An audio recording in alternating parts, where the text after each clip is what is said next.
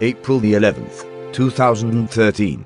A fierce storm hugged the eastern portion of the nation in an icy wet grip Thursday, spawning strong winds and tornadoes through the region where just days ago spring was beginning to bloom.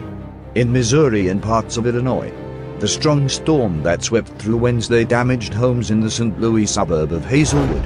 Missouri Governor Jay Nixon declared a state of emergency shortly after the storm swept through, bringing hail and strong winds, damaging homes and causing death.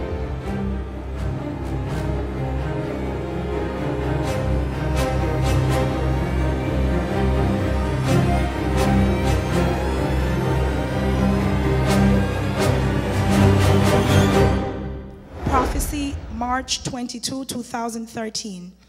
In a previous revelation of wind, a great wind will bring tragedy to the USA shortly. Psalms 107:25. For he commandeth and raiseth the stormy wind, which lifteth up the waves thereof.